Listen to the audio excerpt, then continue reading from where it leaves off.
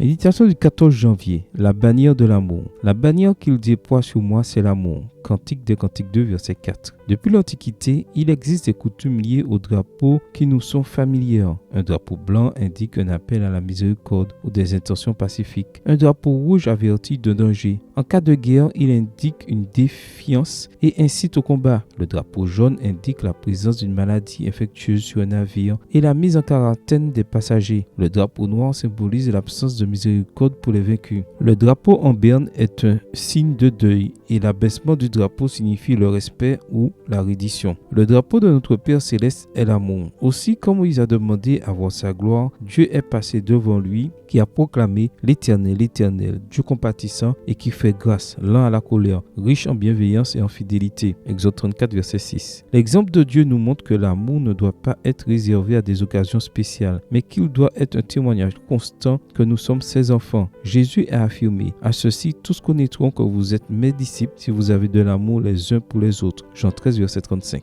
La bannière de l'amour de Dieu flotte toujours sur nous, même si nous sommes parfois tentés de remettre en question les actions de sa providence. Dans les jours sombres, alors qu'il semble que tout est contre nous, nous pouvons être assurés que la bannière de l'amour de Dieu nous protège toujours. Sous la bannière céleste, nous n'avons rien à craindre. Peux-tu voir cette bannière d'amour flotter au-dessus de toi ce matin? Elle flamboie quand tu es triste. Dans tes moments de joie, au milieu de tes succès et de tes échecs, quand tu marches dans la vallée de l'ombre de la mort, ou si tu te reposes dans de verts pâturages, Psaume 23, versets 2 et 4, tu ne peux pas toujours la voir, mais elle est toujours là. Aujourd'hui, tu peux avoir l'assurance que les bontés du Seigneur ne sont pas épuisées. Il n'est pas au bout de son amour. Lamentation 3, verset 22, Bible en français courant. Et en même temps, t'engager à obéir au commandement du Seigneur. Aimez vos ennemis, faites du bien et prêtez sans rien attendre en retour. Votre récompense alors sera grande et vous serez les fils du Très-Haut, car il est bon, oui, pour les ingrats et les méchants. Montrez-vous compatissants comme votre Père est compatissant. Luc 6, versets 35